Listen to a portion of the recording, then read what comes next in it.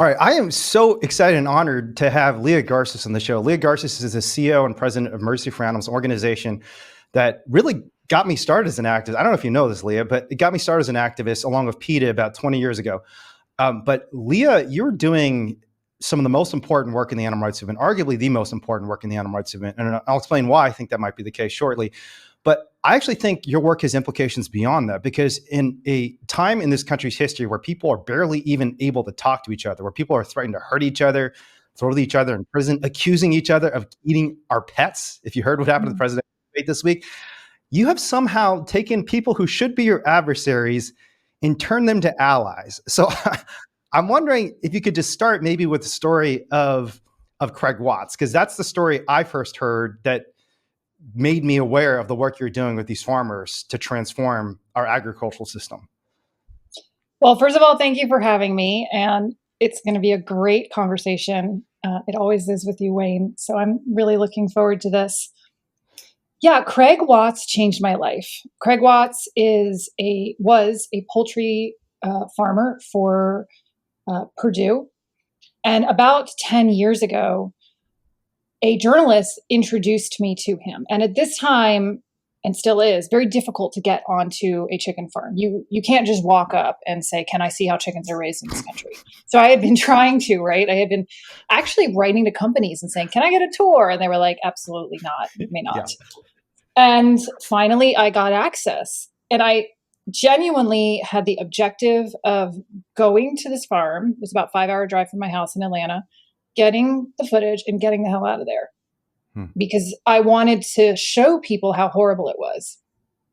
And I also was very suspicious as to why this man would let me see what's going on. So I went in with all bad intentions and no trust. And when I got there, my life changed. I found a man who was struggling, trapped in debt. He has twins that are the same age as my oldest.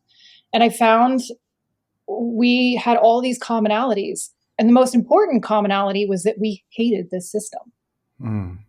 And I was really overwhelmed with a feeling of shame that I had never thought about what it would be like to be this farmer. And it flipped my advocacy on its head. It just changed how I looked at the problem. And I started looking for other folks and other stakeholders, other people affected by this system in the system, and wondering, well, what do they think? And that goes to slaughterhouse workers who, for example, over time, they've been demonized in animal rights videos.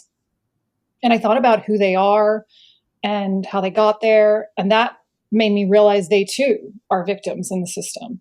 And I just kept going like that. It really changed how I approached this problem. And I think as I did that, the narrative started to change, that this was a system that wasn't just causing suffering to animals, but to basically everyone and anyone who's in the system, anyone in the system, living near the system, eating the food. Everyone is negatively affected, minus the couple of corporate executives and shareholders. And sometimes not even then. Have you followed what's happened with the Tyson executive, the scion of the Tyson family, who's been arrested a bunch of times and has been fired now, I think, as CFO because he's getting into all these problems? I don't know if you've heard this story. He woke up in this random woman's house because he was drunk, got lost. Oh, you should follow the story. It's crazy. Oh wow! No, that sounds wild. The stories. It's literally. I think his name is like. Is it Michael Tyson? I don't think it's Mike Tyson. It's not Mike Tyson, but something like that. It's actually a son of the Tyson family. Wow. Is so bewildered and distressed and traumatized by his job that he got drunk one night, ended up in a random woman's household. She comes home at night and sees a man in her bed he doesn't know. And now he's embroiled in this controversy. So in many ways, I think even the CEOs themselves, but certainly to the extent there are adversaries, I agree with you. It's not the workers. Can you just like paint the picture? How did you even turn this relationship positive? Because I think a lot of us are struggling even to go to Thanksgiving and have conversations with our family members who disagree with us about stuff. And here you are. You had been an animal advocate for a long time at this point, and he knew you were an animal advocate, right? When he met you? Yeah. He called me a bioterrorist. Yeah. Yeah. So can you just paint the picture? I mean, just because I think our audience is very interested in how you did this. Like, how did you even get to the point where you're not, adversarial? I mean, to the point that you've been working together for so many years. And I'm going to do some signposting here.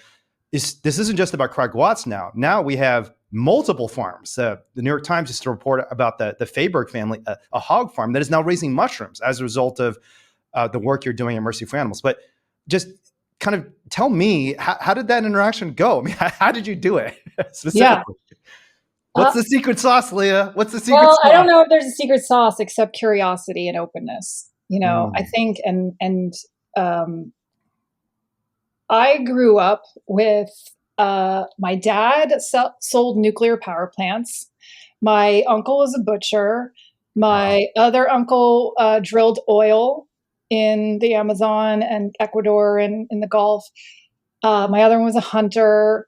And I grew up knowing these people and loving them and also disagreeing with them and challenging them and them challenging me back. And I think that gave me a realization that every person that's doing something that you deeply disagree with is also just a human being that probably 80% you have commonality with. And I know that's really hard to believe when you think of how the country's polarized right now on so many issues. But I think what broke it for me is walking into Craig's house and seeing the photos on the wall of his kids. And I have 3 kids and he has 3 kids. And it just made me realize he's a parent. He's trying to survive. He's trying to give his kids a future. He's trying to pay the bills, just like I am, like exactly how I am.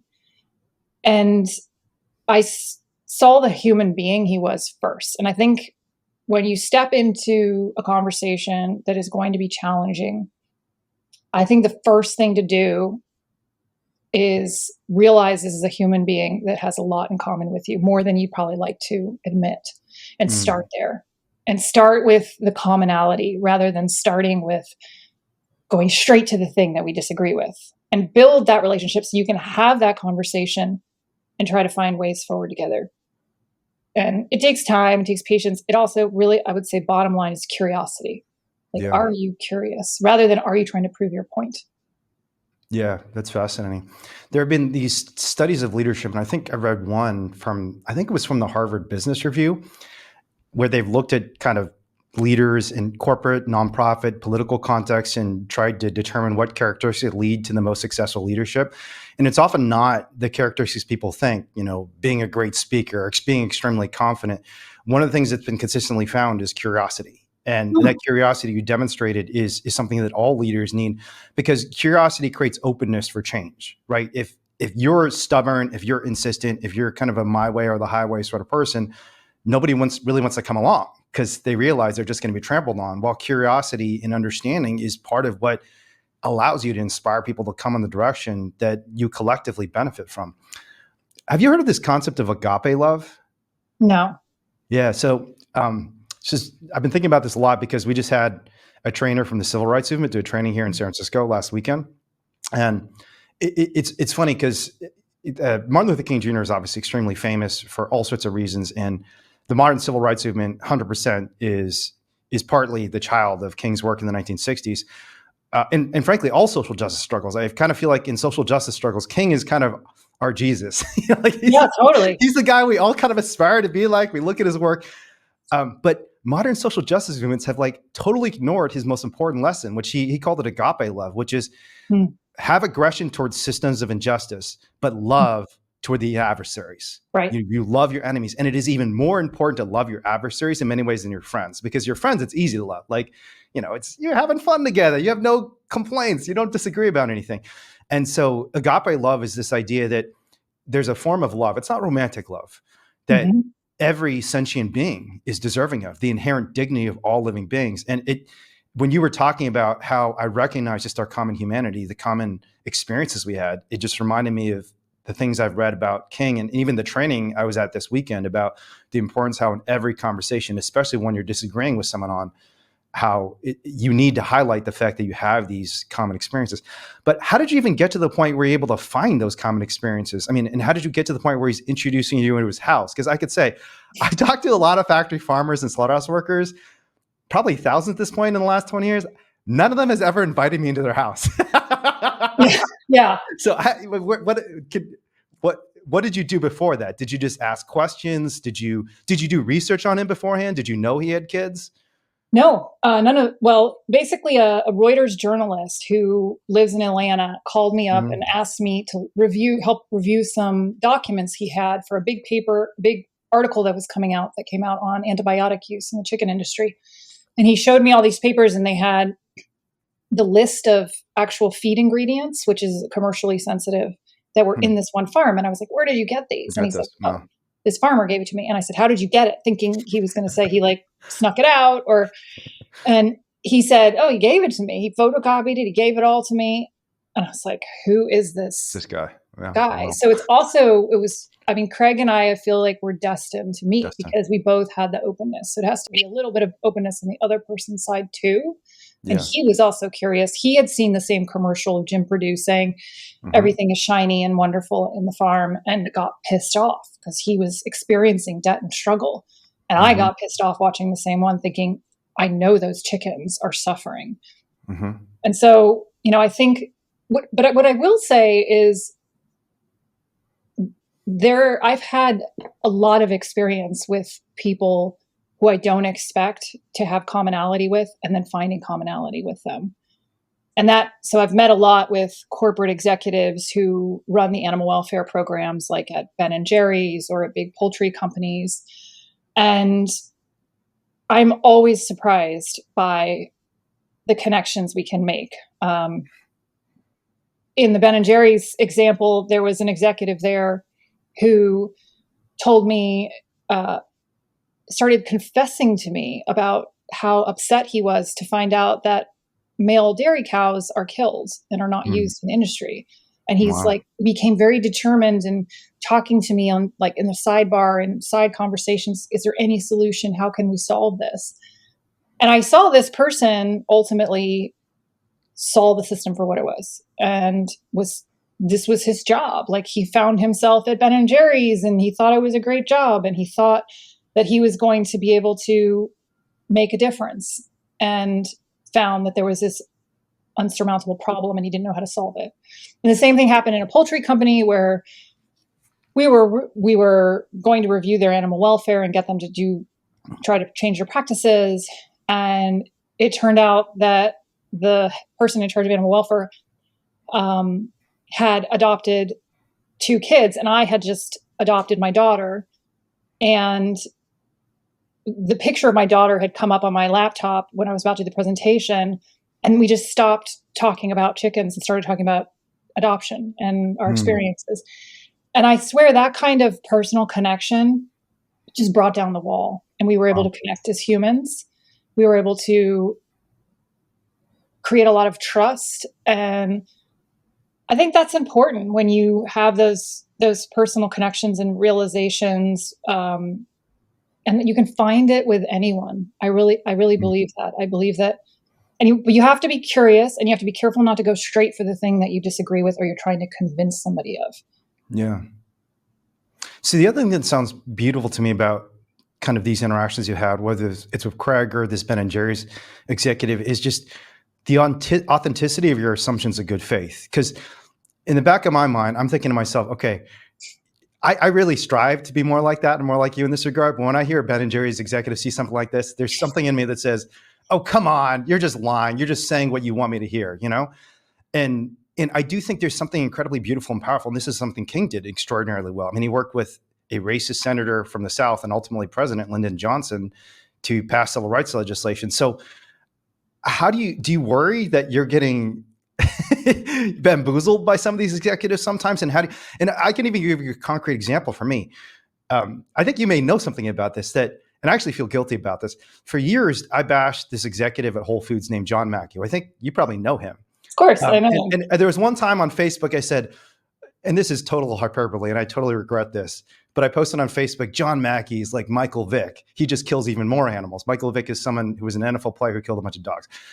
And it turned out, apparently someone passed this along to John Mackey, who's super pissed about this, because John Mackey's actually an ethical vegan. And if I had spent some more time like thinking and reflecting and assuming good faith rather than assuming this person is an adversary, maybe something better could have come from that relationship.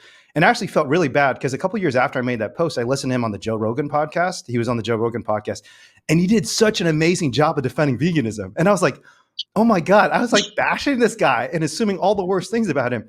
And here I am like cheering him on against this hunter and meat eater who's defending the carnivore diet. But I think the problem I felt with John Mackey is a problem a lot of us feel in our actions. So how do you distinguish? Because there are people, I think John Mackey strikes me, especially after that interview, I regret everything I did in a lot of ways. And I think, oh, wow, this is like a much better person than I thought. But a lot of people struggle with trying to figure out, okay, there are a lot of people we shouldn't trust. There are a lot of people, it feels like we do have to be at least on our guard around. And you've been able to show this openness and curiosity towards people who in many ways are threatening to the movement and the animals. So how do you tell the difference between people who are being fake and people who genuinely have some common value that you can share? I don't think you can tell the difference, and I don't try. I don't try to. Really? I have like one phrase that I keep in my mind when I'm engaging people, which is engagement doesn't mean endorsement. Like me talking to this person doesn't mean that I'm endorsing who they are and what they do in all of it, And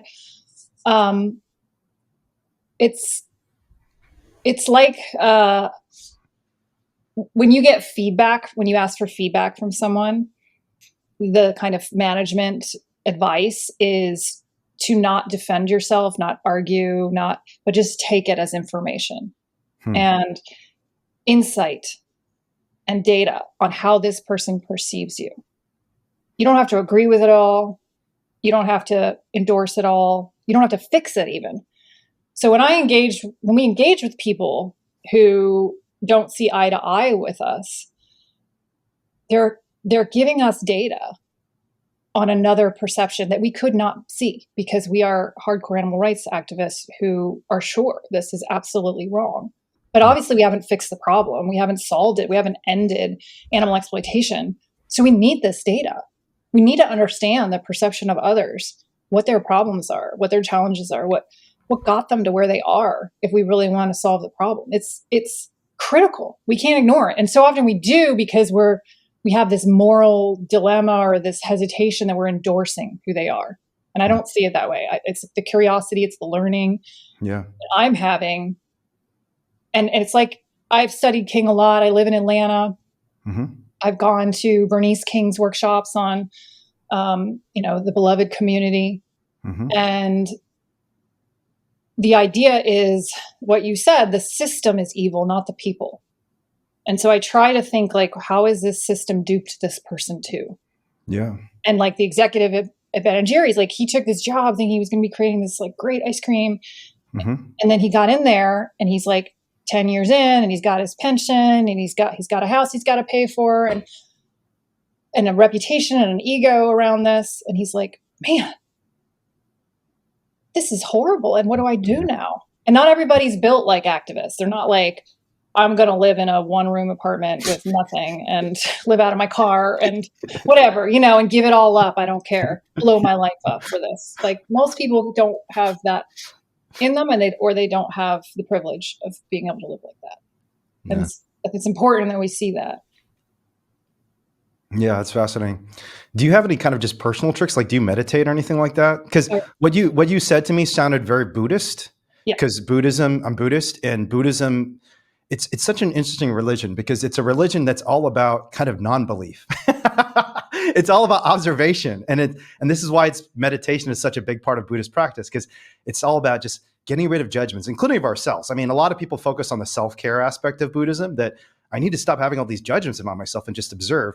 But it also relates to our judgments of the world around us. And so I don't know if you have a faith yourself, but if you're Buddhist or if you practice meditation or if you have other techniques for trying to get into that observational mindset, because again, it's hard, especially when we're emotionally charged about something. And animal cruelty is something, it's understandably something that is emotional. But I think you're right that to build relationships and create change, we do have to get into this almost data absorption mindset. So what do you do to get into that mindset, if anything? So, yeah, over the last decade, I've really embraced mindfulness and meditation. And I actually just came back from a silent meditation retreat at the Art of Living in Boone, North Carolina. And the idea is that you don't have any distractions. You're not allowed to read books, no music, not even about journaling. And you just observe your thoughts. You observe your judgments. You observe your body and how you're feeling. And the concept is, so often these basic emotions are driving our behavior, like fear or hate, fear or, fear is probably the biggest one actually. And it's not trying to push those things away, but accepting them. And I've been working a long time in training myself in one thing, acceptance. And there's this phrase like, if you resist, it persists. So, if you have an idea in your head that you're saying, I'm not going to be stressed about that. I'm not going to be stressed about that. I'm not going to think, guess what? That's all you're going to like. If I say to you right now, the funny, like I'll say, don't think about a banana. Yeah. You will think about a banana. So I do practice every day, breath work and meditation. I do a lot of yoga. I get up early. I have 3 kids. So, I spend a lot of time before I start work just getting ready. I think the idea is to have a calm mind and inner resilience. Those are my kind of thoughts about how we need to show up as activists so that you're not reacting on an emotion of fear or sadness, but you have a calm mind to be observant of what's happening and accepting what is happening around you. And not in a, so I'm not a Buddhist. I practice a lot of Zen. I probably listen to a lot of Zen Buddhist podcasts and that sort of thing. But I would say I do align really well with those principles of acceptance and mindfulness. And those practices have become more and more important to me in having a clear mind and that allows for the observation, that allows for me to let go of judgment and accept and have more acceptance of the people that I'm encountering and the problems and the situations we're encountering. Yeah, it's pretty interesting how much I've seen, especially in modern leadership. I think there was like a historical paradigm of leadership that is disappearing, that is very much focused on non-acceptance, asserting yourself, being aggressive towards individuals, being confident. And I think, honestly, women are leading in this regard because we're seeing extraordinarily successful female leaders across the nation and world, including of governments. There's political science research showing that women leaders are both much more effective at running economies and preventing conflict, partly for this reason, because there's a shift towards this more acceptance, observation, curiosity-based form of leadership. And I think it's pretty crucial for all of us to think about in our day-to-day interactions. How long was your silent meditation? I've never done one. I've always thought about doing it. And this is terrible because this is not a good excuse, but I always say, I don't have time. And then people who have been to meditation say, that's exactly why you need to do it. When you're the sort of person who doesn't have time to do a silent meditation, you are the sort of person who needs to go to one. But how long was yours and how did you find the space to do it in light of all these projects you have? I know. I committed to it like 4 months ago. And then when it was coming up, I was like, I can't do this. And I got to do it. I got to do it. It was 5 days. Yeah, it's completely silent. Not a single word.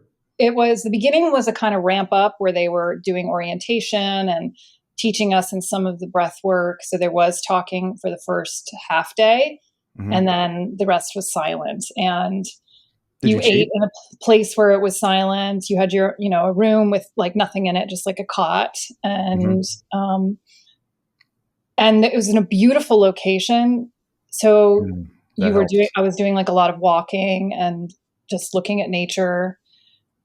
And the first like 10 minutes, I felt bored. And then after that, it was amazing amazing how many thoughts were pervasive. And I could pick out themes that were pervasive for me. this Yeah. kind of pervasive, these negative narratives we tell ourselves that are completely made up, but occupy so much of our energy. And what a waste that is. What a waste it is for me as an activist to be wasting my energy on made up, make-believe negative narratives that are not based in the present. So it was cultivating your skill set and being present, which is a lot about relationships too. So if you can be present with someone, you can observe how they're feeling, how they're reacting to you. You can have that clear mind, and you can then find ways to bridge the relationship better. So it all helps, I think. But yeah, 5 days. I, have a really great partner, and he, with 3 kids, that's the only way. I have to give him credit because he gave me space. So yeah. How did you feel when you came out of it? Like, what was your first thing? Did you Well, it's a call your 5-hour partner? drive Did you? back. Yeah, Okay. it's a 5-hour drive back. And it was amazing. The way there, I was like on the phone, like listening to a podcast and like doing all this stuff right into the minute I was silent. And then on the way back, nothing. 5 hours Just of reflection. stillness. Wow. And I realize our modern life is just so busy, especially with technology. There's just so much coming at us all the time. It's very difficult to cultivate a clear mind. You have to be intentional if you want to create space for clarity and for resilience. So I was really happy I did it. And they gave us some practices that I'm now using every day for breath work and meditation that continue to kind of literally deregulate my nervous system, allow me to be more present and have a clearer mind, sleep better. I can get more done in less time, that sort of thing. Yeah, it's interesting because I feel like there's a lot of knowledge out there about the importance of nutritional and physical health and the investments we make in our physical health and the returns that come from that. So if you junk food all the time, you don't exercise, you're going to feel bad physically.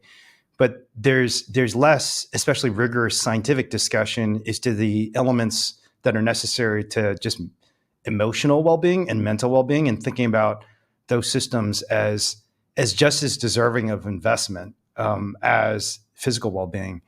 And so I'm glad you did it, and you're inspiring me to think harder about doing this myself at some point, because I think all of us have this tendency to let the urgent always replace the important, whatever immediate distraction there is. It's like, oh my God, someone posted something on Facebook I have to respond to, or there's this deadline or whatever it is that we haven't met and we have to fix it because we're late on this. And we don't ask ourselves, okay, maybe the deadline passed. And obviously, I'm sure you believe, and I believe, that you should generally hit your deadlines if you can, but occasionally life happens and you don't hit a deadline. And if you got to spend time with your kids, if you've got to hang out with your family or go to a meditation retreat, and that's important for the long-term, just emotional, cognitive, mental well-being of the living being that is Leah Garcés, then you probably should do the important and sometimes let the urgent just pass and say it's urgent, but it's not important. So that's fascinating. Well, I think that you're touching on something that is commonly difficult for activists. I mean, I don't know about you, but I feel like I signed a contract with farmed animals. Like, this is my purpose. There's nothing else I'll be doing with my life. This is it. And with that comes this heavy weight that we carry. And I'm midlife now. I'm 46. I've been doing this for 25 years. And when you get to that stage of having done this and seeing how challenging it is, and seeing that the urgency never stops. Yeah. The task list never stops. There's always more to do. You can go 2 ways with that. You can just collapse from the weight and feel overwhelmed and get very depressed. And I have been there. And so through that low point, through that depression, I had to find ways to cope with the enormity of the task we're faced with. And it was to be able to see that this is a long path, and all justice work is this long arc, the narrative. And my role is, I'm just a soldier for compassion towards farmed animals. And it's part of a bigger project to create compassion in the world. And this is my job. This is the straw I picked. And I just got to keep my head down and keep going. And I need to build resilience to be able to keep doing that. Today, like what I do right this second, I need to get out of that minutia and think of the big picture more often, have perspective. And so spending 4 or 5 days on a silent meditation retreat is so critical to give me the fuel to keep going till I'm 90, I hope, on this work. I'm really surprised to hear you say that you've been at that depressed point in terms of your activism, because I've always seen you as such like a strong and stable and happy person. I mean, because I'm just watching the social media clips of you hanging out with Craig and transforming his farm to a mushroom farm. So can you say more about that? Like what has led you to go into that state, and how have you come out of it? Like, I got very depressed during COVID, probably like a lot of people, and felt that despite this like global disease and death that was happening, factory farming carried on. Like it just did. And people kept eating more meat. And I felt helpless. I felt like, what am I doing with my life? Does it matter? And no, that's the worst. It's the worst. And every activist has been there. Where you're like, it's just like your brain, you're just like, it doesn't make a difference. And what I had to do over the years since COVID is really cultivate a sense of resilience, and also that less attached to an outcome, which is part of the kind of mindfulness Buddhist concept, is not being attached to a particular outcome and a particular date of ending factory farming in my lifetime, of ending this cruelty, but realizing that this is all adding up to increasing compassion, of creating that arc, of moving toward a better world, a more compassionate world. And that took a lot of work. It took, doing meditation, some other interventions. And over time, it's created a way that I don't have to be on, antidepressants, and feel like I can last. And I also take time to think about, so I have a couple of like analogies or visions that I use to help me when I'm feeling low, that might help other activists. And I've done this meditation with the Mercy for Animals team too, on an all staff call, where I have people imagine that I have them breathe and close their eyes and take a moment and imagine you're like in the middle of a stadium, like a big, big soccer stadium. And the stadium is filled with all the animals you've ever helped ever in your lifetime, whether it be signing a petition or just posting something or not eating. And they're all looking at you with gratitude, with these eyes of love and gratitude. And just put yourself in the bodies of the animals and how grateful they are that we exist, that we fight for them, because not many people do. And that, like, centering ourselves, and that's basically meta. It's like self-love. It's remembering, it's giving yourself that love. But because we have a hard time as activists doing that, I have you imagine the animals giving you that love and that compassion and that gratitude. And I do that when I'm feeling down, because no matter what, we are showing up for animals. Yeah. And that matters to them. We might not solve everything. We might not fix it in our lifetime, but it really matters to those individual animals. It does. That's amazing. That's such good advice. I'm going to use it tomorrow, I think now. Do it. So I've got this, I think I can share this. Yeah, I don't think so I've got this friend I'm going to hang out with tomorrow, brilliant guy. He's a software engineer at a top tech company, but he's done some super hardcore animal rights activism for like 15 years. But over the last couple of years, he's completely burned out and is out of the movement. And I think I can say this, especially since I'm not naming him. This is the part that burns people the most. He's not vegan anymore.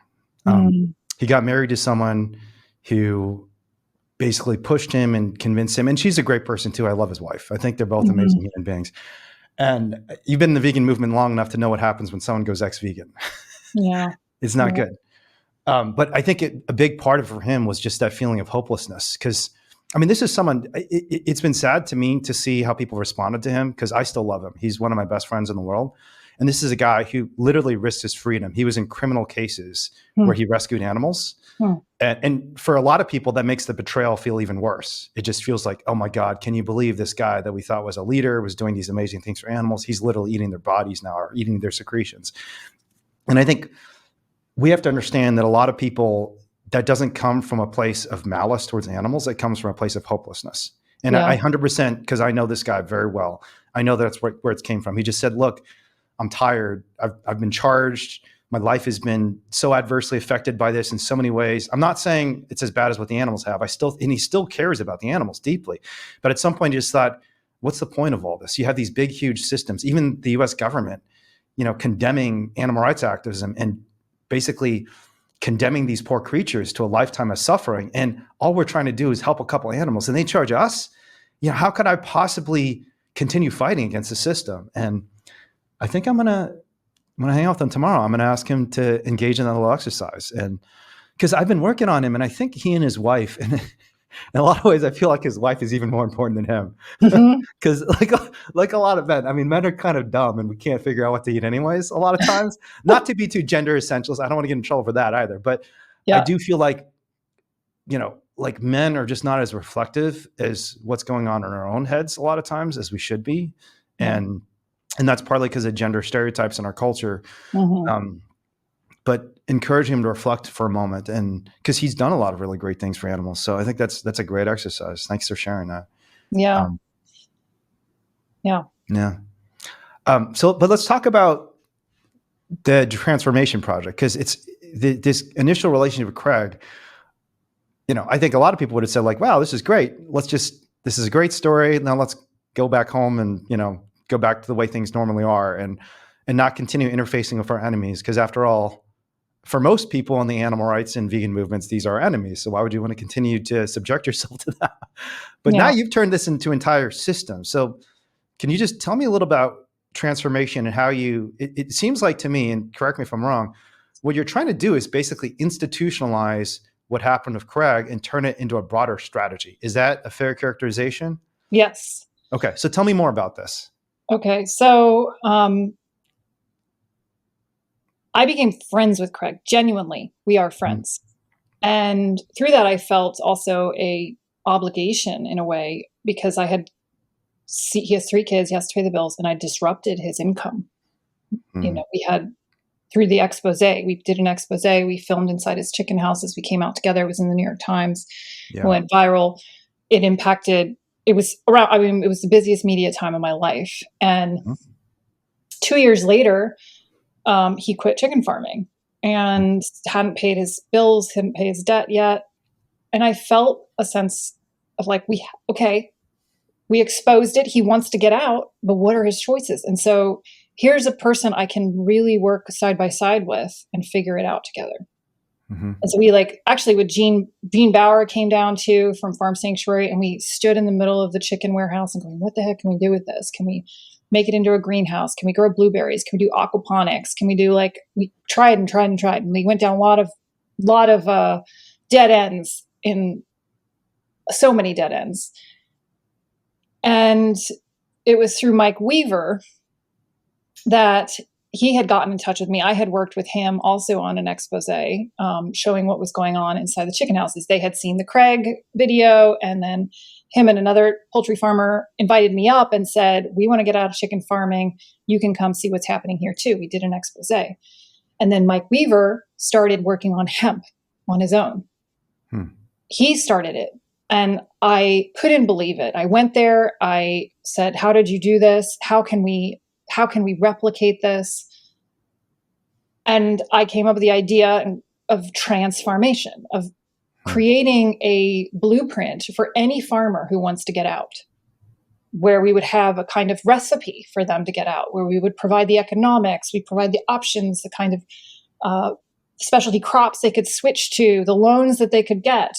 And I brought it to Mercy for Animals. I had been working for Compassion Wolf Farming, and I came to Mercy for Animals in 2018. And in 2019, I launched Transfarmation. And at first, there was just a website. It was sort of a lighthouse that just said, we're here. We want to do this. Who's in? And it laid out the kind of idea we had. It had a film of Mike Weaver's transformation. And we were shocked because we had 200 farmers write us right away saying, tell us more. What are the economics? How do we do it? Where do we sign up? Where are the loans? I want to have a call. We were totally overwhelmed. We had no idea there was that much interest. And from there, I built a team. We got funding. And we came up with the idea of let's create a couple of hubs that are prototypes that farmers can come and visit, that we really work out the economics of it. And actually last Friday in North Carolina, we launched the first transformation hub with Tom Lim, who is a refugee from Cambodia. And we used to grow chickens, and now we've transitioned his farm with his hard work, him and his wife, Sukchi. They have a container with mushrooms, and they also have transitioned one of their warehouses into a greenhouse, and it's growing all kinds of greens, from everything from beets and chard, tomatoes, and everything you can imagine. And it was so beautiful to see the total transition. And so that we have no plan of transitioning thousands of farmers ourselves. The idea is to create these prototypes that we can show government, this is what farmers want. Now help make it happen. Yeah. It's amazing. I realize I kind of jumped ahead a little bit, partly because I know a lot about this and I know you know a lot about this, but why are so many farmers upset with the farming system? Because I think most of us as advocates just imagine these workers and owners and farmers are enemies. And, again, we can't find that commonality. So for folks who don't know why people like Tom Lim or Craig Watts or the Faaborg family are frustrated with the factory farming system, can you just share a little bit more about that? Like what are Tom's concerns? What were Craig's concerns specifically? Because I didn't actually give you a chance to share that side of things. And I think it's important for us to know how much it hurts them in addition to the animals. Yeah. So someone like Craig Watts, he's a 5th generation farmer. He's inherited this land from his family. He wants to stay on the land, but he's living in the poorest county in North Carolina. There are few job options in order to pay the bills. The chicken industry comes to town. He's in his 20s and says, if you sign on this contract, you'll have an income and you'll be able to keep this land. All you have to do is take out a loan to build the warehouses, to build the equipment, and we'll set that loan up for you. You just have to show this contract to the bank and they'll give you $1 million. They give him $1 million. And everything seems great at first. So the chicken company drops off the chickens. He essentially babysits the chickens. They pick them up at the end, and the farmer gets paid flock by flock for how many chickens survive. But it's factory farming, so things go wrong. The animals get sick. There are issues with equipment. And over time, not very long, within a couple of years, not all of those chickens are surviving. And the farmer has the same mortgage on this loan, the same monthly bill on this loan, but less payment because chickens don't always survive. And that's on the back of the farmer. And so they start to fall behind on the debt and they get worse and worse in debt. And over time, they get closer to paying off their loan. But within about 10 years, these mega corporations come back to the farmers because the technology's changed and the standards have changed. And they say, if you want to keep a contract with us, you have to upgrade. And so from some of those farmers, they have to take out another $1 million to get the upgrades, to keep the contract so they don't lose their land and their home and every reason that they got into this in the first place. It's and like that a Ponzi scheme. It's a Ponzi scheme. It's a cycle of debt. It's all on the farmers. And it's shocking to me. These corporations like Tyson made record profits, highest profits during COVID, while people were literally standing in food lines and farmers were dying by suicide because of the struggle. It's messed up. It's completely messed up, and it's got to stop. I hope the new book that I came out with really helps bring home the stories of individual suffering. I think people are overwhelmed by the data. It's too much, but individual stories, I hope, shift people's commitment to this cause. Yeah. I mean, Craig's story affected me deeply and made me, it's weird too, because when I read Christoph's column, it's like, probably early 2010s. When was this? 2013. 14. Nick Kristof is a columnist in the New York Times who wrote an amazing piece. And it really, I feel like that piece really set him down a path too, because he's written so much good stuff. Like he's worked with us on a few occasions now. And I'm kind of like, oh, this is kind of because of Leah. So we should have given you kind of a side credit in all the investigations he's done where he's worked with other animal rights activists. Because I think you were the one, from my recollection at least, that really built up that pattern of writing, that category of writing. But the thing about the Craig Watts stories, because I actually knew a lot of the things about contract farming, like the weird Ponzi scheme mechanisms, like the determinant method of rewarding them, where they kind of set them against each other. Basically, it's weird. It's almost like this weird economic gladiatorial fight between the farmers to prove, and you can't be at the bottom. If you're at the bottom, you kind of die. It's a little like financial gladiatorial combat.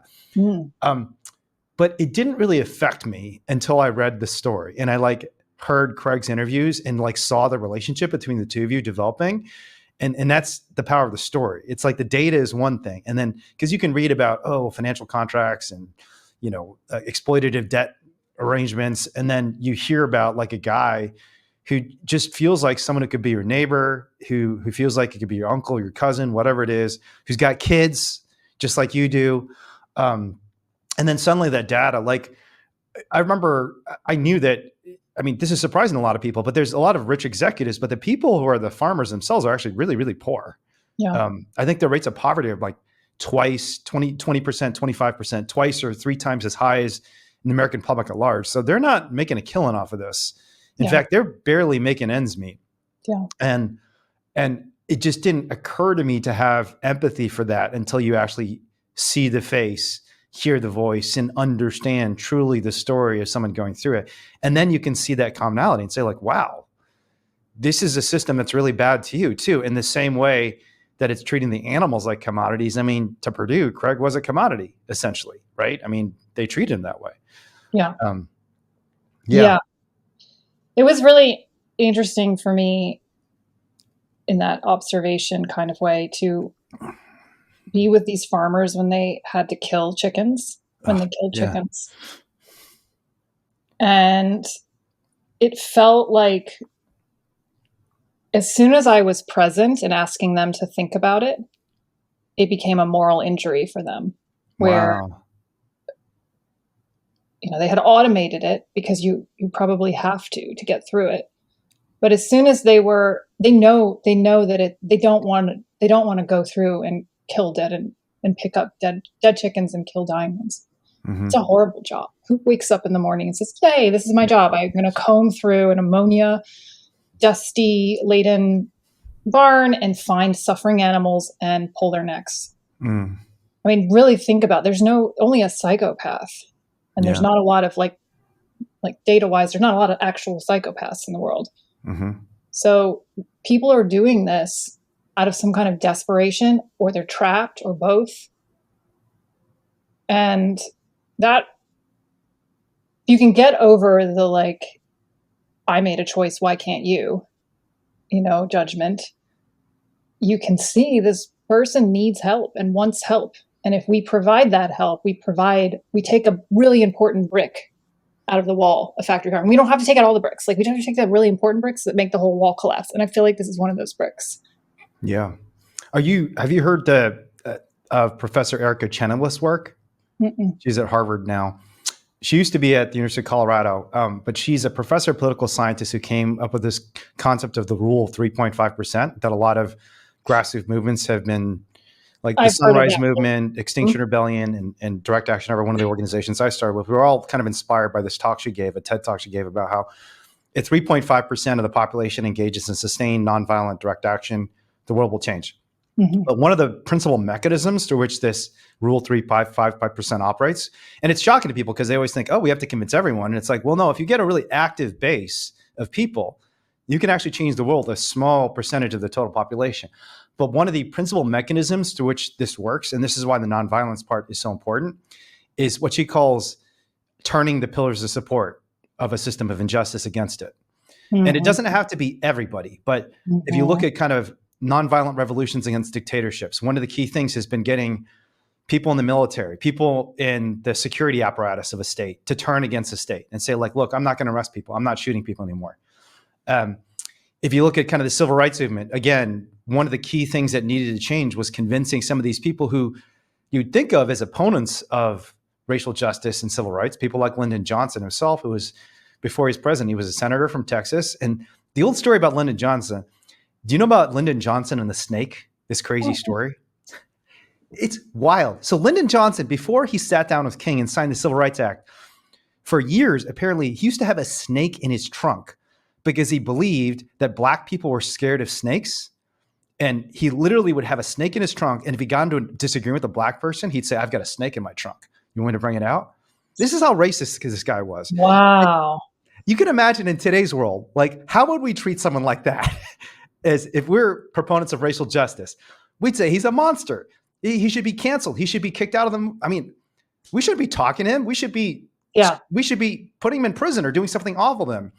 And yet King had the foresight to understand that, no, if we engage with him, and I'm not saying Lyndon Johnson is the best example because there are various political and strategic reasons he supported civil rights too.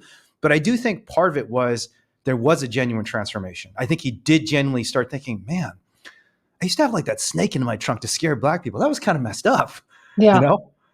But you needed to have that curiosity and openness to realize, and also it wasn't even that, like, obviously King didn't work with everybody on civil rights legislation. You know, for every racist senator in Texas, you know, maybe 1 out of 1,000, 1 out of 10,000 might have actually changed in the dramatic way that Johnson changed.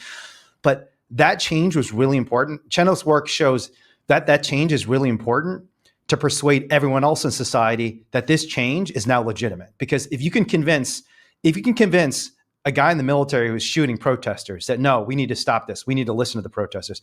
If you can convince a racist who had a snake in his trunk that actually we should listen to Martin Luther King Jr. when it comes to ending segregation, then especially people in the middle who are like, I don't know who to think. You have people on this side and people on that side. That example is extraordinarily important to show people across the country that they should also be open to change. Because again, if the racist dude is saying, yeah, I guess racism is a problem, then if I'm someone in the middle, then I'm thinking, all right, I mean, even the racists are saying racism is a problem. And the same has been true of gay rights. Like, Dick Cheney has been one of the greatest allies of the gay rights movement because 100%. he's totally unexpectedly supportive of gay rights. And someone like Craig Watts is incredibly powerful for the animal rights movement for that same reason. Yeah. So yeah, I agree 100%. How are you, so specifically, you've talked a little bit about this hub. Feel free to respond to anything I just said, but also you talked about him just being like one brick in this bigger system. So how are you trying to identify more bricks? Is it still just people are coming to you so you don't have to do anything? Or how are you finding the Tom Lims and the Faaborg family? And I do want you to tell the story of the Faaborg family too, partly because the mushrooms in that New York Times article are wild looking. And I kind of want to just hear more about them. I honestly just thought, this is so cool. Like, I kind of want to do this, even though I'm not a farmer. I kind of want mushrooms to are learn in. They're super trendy right now. No, they're trendy. But so how are you finding these other bricks to pull from the system? At the moment, they're coming to us. They're just coming to you. Wow. Yeah, they're seeing the videos, and they will have a situation like the Faaborgs where they're wanting to change. They do a little research and they're led to us almost immediately. And they see the videos that we do of other farmers transitioning and they get in touch. We're doing no advertising whatsoever, no recruitment whatsoever, which is why I think the need is probably way greater than we even realize, because we're doing nothing. And we are like who wants to work with vegan animal rights activists? Like, no one, right? Mm-hmm. So like the fact that they're reaching out to us and trusting us, and like from Mercy for Animals that does undercover investigations of farmers, like there's a lot of need, I think. So the demand is talk there. About the veganism and the investigations with these farmers. I mean, does it come up? Do they like, hey, oh yeah, are you guys going to come poke around our farm too? Like, are you going to try and cancel us? Oh, it comes up. Up. I was with at Tomlin's place, and his son-in-law, who's he's like a retired Marine, he said, I listened to all of the podcasts I could find of you. I listened to every single one, and I kept waiting for a red flag. I kept waiting to hear you say the thing that made me mad. And you didn't. Wow. And he had listened to it. He like knew details about my life and like my family and like different challenges I'd had. You'd listened to probably 5 or 6 different podcasts I've been on. And what I found is that most of the time they're just so surprised that we're not as militant as we're painted to be. Yeah. And they're surprised that we're not judging them and we're not asking, what did you have for breakfast? And walking out the door, Yeah. They're surprised by the fact that we're not as purist as we're made out to be. Yeah. And many of the farmers like Craig hardly eats any animals now. That's amazing. Because over time, you see it. As soon as you start paying attention and it becomes part of your perception, you can't participate in that system anymore. Yeah. I mean, the hard thing is most of us do have those red flags. Like I just told you, you go back on my Facebook, there's definitely a post of me comparing John Mackey to Michael Vick, and I regret it, and maybe I should go delete it now. Although I'm not a big fan of deleting things either, because I feel like you should just stand by the things you said, and just, if you think you messed up, then just say like, yeah, I probably shouldn't have said that, and I'm saying this now, and so, but like, for a lot of us do have those red flags, I think. So what do you suggest the rest of us do who are not as, enlightened as you are in terms of our public communications? I mean, I think for you, honestly, one of the great things about you is I just feel like I haven't had a lot of conversations with you, but I've had a few. And for you, I think it's genuine. I don't think you have to do a lot of hiding your resentment or hatred because you just don't have a lot. Is that fair to say? I have it sometimes when I haven't had enough sleep and I let my emotion. That's why I do so much mindfulness and meditation. Sure. Like sometimes I'll be like not slept. I'll be traveling through the airport. Everyone around me is eating chicken and I'm so pissed off and they're throwing away their left. And I'm so angry. But then I kind of take a step back and say, what does that anger do? It's wasting my energy. It's wasting my life force. It does nothing for the animals. And I'm really motivated by doing things for the animals, which means building my resilience, which means having a clear mind, all of those things. But I mean, it's okay. I think we're too hard on ourselves. We're only human. We show up in the way we were meant to show up, and our contribution is meaningful. Like everyone has their own way of showing up in the world that matters to animals. And as long as you're working towards that common goal of ending exploitation of animals, it's okay. And you're learning and it's okay. I think that, there's probably a really important purpose in the people that are more purist and have more red flags, because then they make my job easier because I sound more reasonable. And there's this ecosystem of people working together and they all are contributing towards something we can't really understand or see, but we're all moving the world towards a more compassionate world for animals. So I think it's okay to show up however you authentically show up and not to judge yourself too hard. We're really hard on ourselves as activists. Yeah, I think that's totally right too.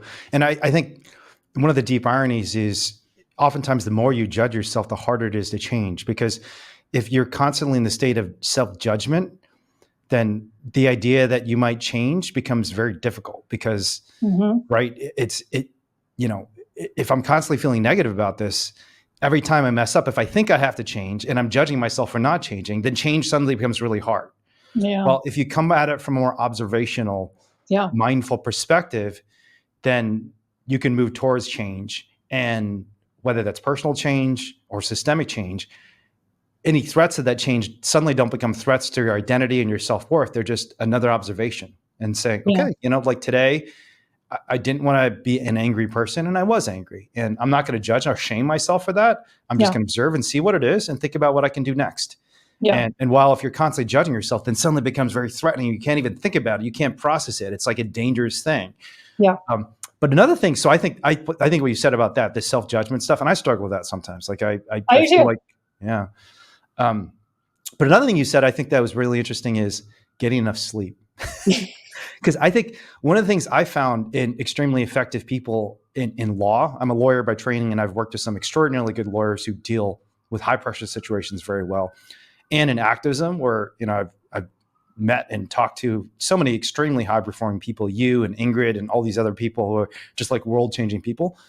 So many of them have extremely solid lives even just in terms of their physical well-being outside of activism too.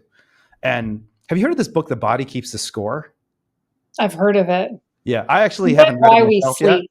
I read Why We Yeah, Sleep. So I've that was heard that's really good too. yeah. But the idea behind this is we don't realize how much of our cognition or emotion are just driven by the physical reality of the world we live in. Not just our body, but the environments we're living in. Like if you're in an environment, like I'm in San Francisco, and right now, I don't know if you can hear this, there's like a siren outside. And you might think like, oh, wow, I'm just like such an unfocused person. I'm constantly distracted. I can't get anything done. You don't realize, no, it's actually your physical environment. Or I'm just like a very resentful person and always impatient with people. And you think it's something intrinsic to just your mind and who you are as a person. And you don't realize, oh, actually, I'm just tired. Like I need more sleep. And the idea behind The Body Keeps a Score is just that the mind-body connection is profound in ways that we don't understand and that science hasn't quite discovered, to the point that there's these crazy experiments where, have you heard about these experiments about wound healing and clocks? Mm-mm. Okay. So there's these crazy experiments where they literally just speed up the clocks inside of a room and make people think they've been in the room longer than they've been in the room. And they see people's wounds healing faster because the mind actually affects the healing. Wow. And the inverse is true too, that if they do slight things like raise the temperature in a room and make people uncomfortable, that then they become more angry and resentful, and they don't realize it. They don't even realize something subtle has changed in the physical environment. So the weird kind of connections between the mind and the body are really, really important. And a lot of times, like we judge people and say like, oh, this is just who you are psychologically, and realize actually, no, they just have a physical injury right now. You know, this person has an ankle sprain and they're feeling very impatient and resentful because literally everywhere they walk, they're in pain. So if they're being a little snappy with you, it might have nothing to do with you or them at all. It might just have to do with the fact their ankle hurts, you know? Yeah. And I think that's really profound. And I think there's like systemic implications to that too, because when you look at someone like a Craig Watts or a Tom Lim, there's like a political, a social, a financial injury that a lot of these people are facing. And so if they're doing bad things, instead of just saying you're a scumbag, how dare you hurt these animals? And I definitely want to ask you more about like your experience of being there when they're killing animals, because that's really hard. But we can attribute it to them as inherently bad individuals, or recognize actually, no, there's these other external factors that are pushing this person to do the things they're doing. So I think what you said about even just getting enough sleep, not just for us, but for the farmers, you know, is pretty important and profound. Let me ask you about that. How did it feel for you? I mean, it's interesting. You said you described it as a moral injury, just killing an animal with someone observing and present. And I know this is like Anita Kreinch's entire philosophy, that there's something important just about bearing witness. Just being there can transform everything. But it doesn't just transform things for the people you're observing, but I imagine it's very intense for you. So like, what was it like for you? And just paint the scene for folks. Like you're walking through a farm. Are these like downed animals that a farmer now needs to euthanize, like or kill? And how does that affect you? Right. So I think you have to understand first what a chicken warehouse where they're kept is like. And you open the door, you're hit with a wall of ammonia and dust. You walk in and it's wall to wall with chickens at the sort of end of their cycle. And they're the size of a football, let's say. And you have to shuffle your feet to get through this sea of animals. And the farmer twice a day has to walk the length of these warehouses. And they're about anywhere from 350 to 500 feet long, about a football field kind of length. And their job, which is pretty long for those who don't watch football. Right. It's long. You and I watch football, I imagine. Right. At least I actually don't, but but I've learned to use an analogy because you're in Atlanta and you don't watch football? No, I know. Don't worry, I won't judge. I played football when I was in high school, believe it or not. Did you really? Yeah, I know. Shocking things about Buddhists growing up in Indiana. Wow. Oh yeah, that makes sense now. Yeah, I grew up in Indiana. So. Okay, that makes sense. But yeah, football field is it's a pretty long field. It's not short. A long warehouse. And the farmer's job is to twice a day walk through the warehouse and look for chickens that are dead or dying. If they're dead, he's usually carrying a bucket. If they're dead, he throws them in the bucket. if they're not dead, if they're looking like they're not going to make it, then his job is, it's cervical dislocation is what it's called. So he takes the body and he pulls the neck and he pulls the animal and dislocates their neck, and it's done rapidly. And then they're thrown into the bucket with the dead chickens, and they don't die right away. So they're flapping and they're flopping.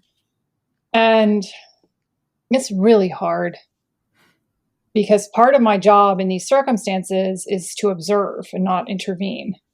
And I cannot help myself, though. A lot of the times what I cannot help doing is pointing out suffering animals that I wish for their suffering to end, and I want him to pick them up and I want him to end their suffering. Because part of the calculation a farmer does is they're killing the dying ones or sick ones because it's not worth the feed that they'd have to pay for and the conversion. And they have to make a judgment. And as you get further and further along the cycle toward the slaughter date, animals are left suffering because they think they can make it and I'll still get money for them. So all of that is so hard to observe. And I've been in so many times in these houses where I know the farmer has made that calculation and he's choosing between like paying his bills and the suffering of this animal. Mm-hmm. Because if the animal doesn't make it to slaughter, he doesn't get paid. Paid for him, yeah. It's awful. And I want to take a moment to talk about slaughterhouse workers too. And please. Where just when I thought I had thought of every, enemy and scenario and ally, I met a slaughterhouse worker. So part of my book, I go into Denison, Iowa, which is ironically where Steve King is from. Mm-hmm. And the whole congressman from Iowa, who's been a notorious opponent of the animal rights movement, has tried to basically undermine animal welfare legislation all over the country, not just in Iowa. He was one of the chief voices trying to prevent Prop 2 and Prop 12 from going into effect, even though he has nothing to do with California at all. These two iconic animal welfare laws that our friend Josh Balk, among others, worked really hard on. So anyways, that's who Steve King is. And he's also incredibly racist. He hates immigrants. Mm-hmm. Well, it turns out the town he's from is almost entirely immigrants. Wow. From Central and South America, Denison, Iowa. It starts to add up. Like, why is he like this? Yeah. The town is built around a Smithfield slaughterhouse. That's my plant, yeah. Wow. And everyone works there, or everyone knows somebody who works there. Their parents, their uncle, they've come. And I met this, and I'll call her Marisol. I call her Marisol in the book. That's not her name. She had a horrible experience. She was brought here. She doesn't have documentation to work, but she had to escape El Salvador because of the violence there, and she was pregnant. She suffered a horrible journey here, including sexual assault. She came here and she worked in what's called the lavada, which is the nighttime cleaning part of a slaughterhouse, where they really don't check documentation very well. So much so that they've had illegal child labor in 8 different companies found.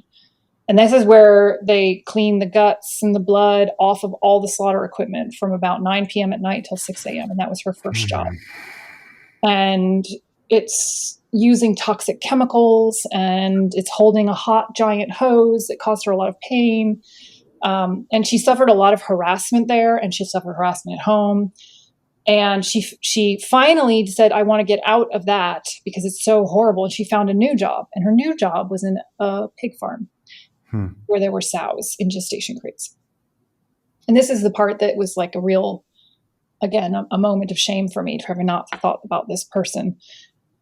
And her job, and she's the mother of 3, her job she was assigned to was to kill the runts, kill the animals that didn't meet the standards by blunt force trauma, by hitting the piglets on the concrete. And she said, I didn't want to do it, but what choice did I have? I didn't have anybody to talk to, nowhere to turn to. And now she doesn't do that anymore, but she still has nightmares. She regularly vomits about it, throws up about it. And that's moral injury. That's a concept in psychology that's used usually for veterans who are forced they're in war and they're having to kill and they don't, and it's going against your moral framework, having to do a job against your moral framework. And it causes deep psychological wounds on a person. And I had never, we have, and Mercy for Animals has lobbied against this blunt force trauma. I have worked on this. I literally never once thought about the person who's doing that as somebody to have empathy for. Yeah. Until I met Marisol and I saw what of course, the person that does that is probably the lowest on the totem pole socially, because nobody wants to kill baby piglets unless they're a psychopath. And like I said, there's not a lot of those. So that's moral injury. And I think so much of this is causing moral injury because ultimately cruelty to animals it's not even something we show on TV. I was watching, Chaos, there's a new show on Greek mythology. Yeah. And it was so interesting because they're showing so much killing of humans in it. There's stabbing and and they're showing it close up and the blood's coming out of the neck and all the things. And then Zeus kills a kitten and they don't show that. Yeah. They don't show that because same thing with Game of Thrones. Yeah, they won't show Game of Thrones didn't show the animals dying. Yeah. That somehow we know is just we should not do that. That's a moral atrocity. We won't show that on TV. That's somehow a step too far. Showing someone's a human being killed, fine, we'll show that all day long. Showing a kitten, forget it. Yeah. We won't show that. And I think that's so interesting that there's somewhere core in us that every human being, they don't want to be part of that.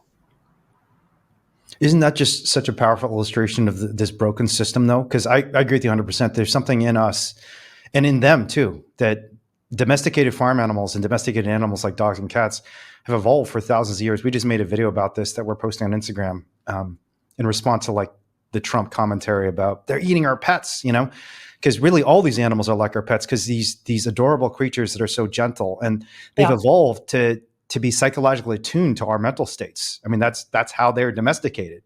They're domesticated because a wild pig or a wild chicken is not an animal that relates to human beings very well, but these animals do extremely well. There's so many clips of pigs falling over for a belly rub. And it actually is the case that the vast majority, I'd say 95% of the farm pigs I've dealt with, they like our belly rubs, just like a puppy. They will fall over and smile and look up at you really happy. And there's something in us that is really restored by that experience. But instead of following our nature, which is to be compassionate to these animals that have evolved with us for thousands of years and be kind to them, these systems force people to hurt them in ways that are traumatizing to them too. Right. And again, the animals are the first and foremost victims, of course, but there are a lot of human beings who are suffering from this secondary trauma. There's this guy, Brad Johnson, who was he was just a worker. He wasn't even a contract farmer. He was an employee at a contract farm in North Carolina. Did you hear about Brad Johnson's case a couple of years ago? Maybe. So he was at a Smithfield farm, and he like the person you were talking about was forced to basically kill a bunch of piglets. In his case, not thumping because they were nursery pigs, so not in the farrowing crate, and they were using CO2 knockboxes to kill them. But oftentimes they'd use other gruesome ways too, just sometimes they just literally, I think, just kick them to death because, it's just one piglet. We don't have time to get out the bus, just smash her and kick her until she's dead. And there's one time where he just said, you know what? I'm sick and tired of killing all these piglets. And some of these piglets, especially just the runts, the ones that were healthy, but just too small. And the company just said, no, they haven't met our standards. You got to throw them in the knockbox or kill them. He just put on Craigslist, says, hey, does anyone want these piglets? And you know what Smithfield did to him? They had him charged with felony larceny for giving away piglets that they wanted him to kill and throw into a landfill. And he just ended up giving these piglets to these women at a sanctuary in North Carolina. And Brad's story is super complicated because he's what you said about these people being traumatized, because he's had a lot of problems since working in the pig farming industry. It's just personal problems. And I don't want to go into all those problems because, I don't want to call him out and that's his business. But being forced to do this thing over and over again that was a moral injury to him, has damaged him in fundamental ways. He is a broken human being. And Brad, if you're listening to this, he's kind of mad at me for various reasons. Because as a lawyer, I tried to help him and then I didn't help him the way he wanted. And I won't even get into it. It's totally different story. But Brad, if you're listening to this, and maybe I'll even send it to him, I still love you, and I know you're going through so much, and it's not right what we do to the human beings who are part of the system, because human beings should be given the opportunity and the right to treat others with kindness, not forced in Brad's case and in Maddie's case by industries and governments that are incredibly powerful to do things that are causing you psychological injury and trauma. That's not okay, Yeah, I was working with a farm in Texas and with the Haleys, and they did manage to transition to hemp. And actually, their warehouse is now for rescuing dogs, and they even have a donkey sanctuary. Like, it's a fantastic arc. But there were two there's brothers, and one of them's named Bo Haley. And the two twins, because the father died, had to start working at like age 14 in these chicken warehouses. And that was their whole life. And it caused so much moral injury for him. And he had injuries, he had accidents, he had substance abuse problems, divorce, like really challenged. And when I met him, he was such like a quiet, sweet soul. And we were going there to harvest the first hemp harvest. And it was so beautiful. Like, we pulled up these hemp products. The family came together on the land, and it was this moment of the family reuniting. Wow. But sadly, only 6 months later, Bo died by suicide. Oh, Jesus. He just couldn't. He couldn't deal. He couldn't let go. And wow. I think, there's very clear statistics on how farmers have higher rates of suicide than the regular population. And those are things, because I've gotten to know these people, it's become such a strong passion of mine to find a way out for these folks. First and foremost, like, I love chickens. I love pigs. I love them so deeply. But I also feel such empathy for the farmers trapped in this system who suffer that moral injury, who find themselves in an impossible situation, and we're trying to find a way out for them. And it's not necessarily my job to find that out, but it's my job to create a platform so that everyone can see the real truth of what's happening, and to put it on the government to find solutions to help farmers transition. And we've done this throughout history in our agriculture policy, like tobacco. The Tobacco Reform Act, same thing. Once we knew tobacco was bad and it became popular, the government intervened and they created transition programs for farmers. That's what we need to do here. Yeah. And I think senators like Cory Booker are trying to figure out through the Farm Systems Reform Act ways that we can help farmers out of the system, and then help everybody in that process, whether it be communities living around these farms or slaughterhouse workers or the animals themselves. Yeah. And there's so many other examples. And this is just another demonstration of how important systems are. It's not just about individuals making bad choices, it's systems. Whether it's, if you read about the electrification of America in the 1930s under Roosevelt, or 1920s and 30s, we went from being a very rural country where no one had any electricity to suddenly, very quickly, everyone's got outlets in every home. The national highway system, where in a very short period of time, Eisenhower built highways across the country, initially because they thought they needed it in case airplanes needed to land, and if there's like World War III. But eventually we realized, actually, this is really important. It's a priority for the American public to have highways. So we're going to invest in this collectively. And the same should be true of our future with regard to food, because the food we eat is who we are. Literally becomes who we are. And from a public health perspective, from an environmental perspective, and then just from the moral injury we're inflicting on so many people. Imagine we sent all these tens of billions of dollars of taxpayer funding that are currently going to factory farm subsidies for companies like Smithfield, and gave that money to people like Craig Watts or the Faaborg family to transition towards mushrooms. So the work you're doing is so important. So we should be wrapping up soon, because I only have you for an hour and a half, but I do want to end with a story, an optimistic story about the Faaborgs and mushrooms. So am I pronouncing that correctly? How do you pronounce their name? No, you're saying it right. Okay, Faaborg. So tell us about the Faaborg and about these amazing mushrooms that I saw in the New York Times, because some of these mushrooms, they look like works of art. Like, go look at the story of Mercy for Animals and Leah and your team in the New York Times, because some of these mushrooms, they look so amazingly beautiful, and I can't imagine how good they taste. Yeah, super cool. But tell me about this story and how you helped the Faaborgs go from hog farming to mushroom farming. Yeah, I mean, they had been farmers for 30 years, raising pigs in an industrial setting. And their son, the son of the parents, was a bit of a environmentalist, right? So he left the town at some point and went traveling around the world and got ideas of how he wanted to come back and change his own hometown. And first he built a solar, like a solar farm, which was bizarre for his town. No one else had done anything like this, right? And then the next thing he knows, his dad is buying an electric car. And, No. there's a bit of a shift, right? And as his parents are getting older, he realizes his parents realize they can't keep doing this. No one in the family wants to take this on. And the son proposes that they transition, that he had done this research on transformation and he thinks it's possible to transition to mushrooms. They get in touch with us. They're still growing pigs. They're still raising pigs at this time. And it was actually 2 Avas ago that we got the call, which is a big animal rights conference that happens every year. And we got the call and they said, okay, we've decided this is going to be our last herd of pigs. Wow. And you can come and bear witness to that. Damn. And they let us film it.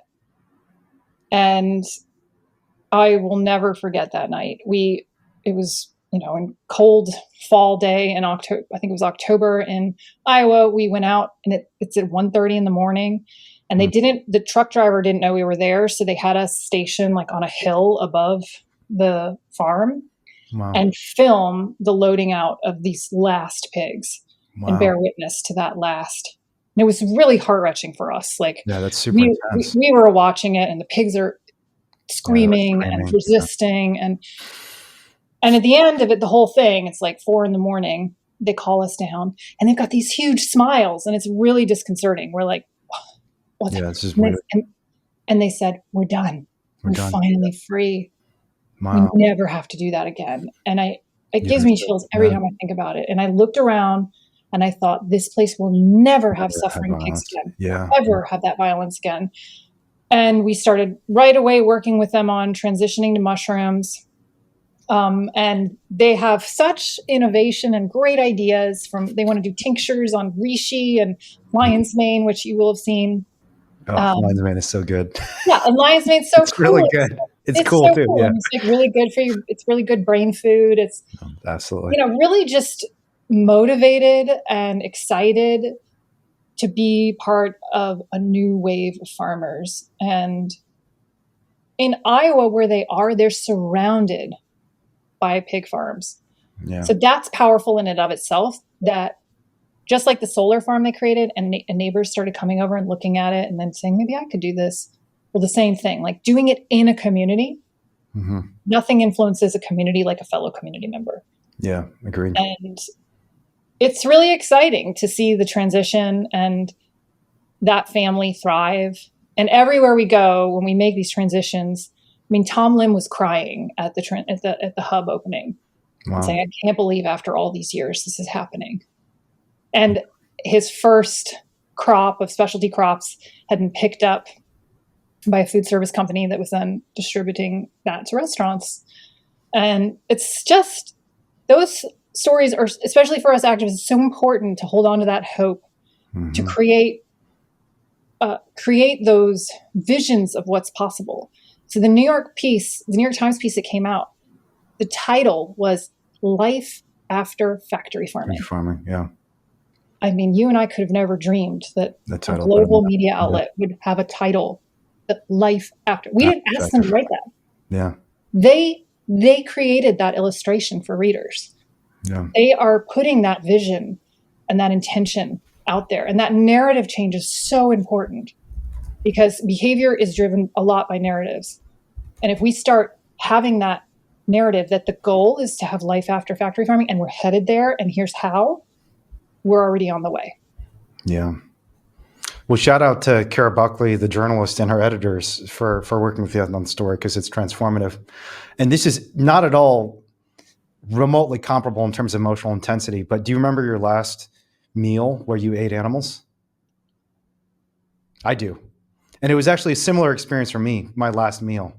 I do not remember. Tell me, I don't remember. Well, it's bizarre because I was going ethically vegan, and my last meal was a huge bucket of KFC, and it doesn't make any sense at all, right? Yeah. But I had a similar feeling when I ate it, like, because I was almost kind of addicted to it, because I ate like such trash too before I was vegan. I mean, honestly, I ate trash as a vegan for a long time too. All right, confession, I still kind of eat trash as a vegan. Yeah, I mean, I'm getting a little better, but there is this feeling of just relief and happiness when you're finally done with it, when you don't have to think about the animals who are suffering every time you eat a meal. It's such a joyous experience, and focusing on that as much as the gloom and doom seems so important to me. So thank you for sharing that story. We're at an hour and a half. I know, be mindful of your time, but I do want to just ask you at least one last question. What's the most important lesson you've learned from all of this? You've been doing these incredibly intense transformations and building these incredibly intense relationships for 10 years. What advice would you give people who are going through whatever transformation they're going through or trying to create some transformation in their lives? What have you learned that you think other people should take home, given your successes? I think, as I said earlier, not being too rigid about the outcome you're looking for, and being open-minded and curious about what's possible. And every step we're taking, any step anybody takes, is a step in the right direction in my mind. And not being too rigid about what contributing looks like. Too purist about that. Yeah. And then we can bring so much more power with us in the work. Yeah. It's a beautiful lesson. And that's actually one of the lessons that a very famous scholar at Stanford who studies social movements gave to me 10 years ago. He said, avoid purism because it's damaging. It's going to prevent you even just from acknowledging your own ability to change if you're too rigid. So wonderful. Thank you so much. Your book is coming out on the 17th. I think when we release this podcast, it should be already out. How people find the book and follow your work? Well, you can buy the book on anywhere books are sold, and follow work on Instagram, on Mercy for Animals website, Transfarmation's website, Instagram, LinkedIn. Yeah. And make sure, because there's a separate page for Transformation too. There is. It's thetransformationproject.org. So follow both of them, because the transformation stuff are you sharing all the content on MFA's page? They seem different. Aren't they different? They are different. Right? Okay. So they're different social media accounts. They're different websites. But it's all under the same umbrella. Yeah. Okay, great. Thank you so much, Leah, for your work. Thank you for all the hope and inspiration you've given so many people, not just in the animal rights movement, but in these rural communities that are so adversely affected by factory farming. I hope the book does extraordinarily well, because we need more people to hear these stories. Okay. Thank you so much, Wayne. And thanks for everything you do too. You're a complete inspiration to me. Thank you. All right. We don't have to hurt animals. You can protect them. We don't have to kill them. We can care for them. And that's who we're meant to be, right? That's who we are when we're at our best. We're caring for each other and for the other living beings of this earth and not hurting them.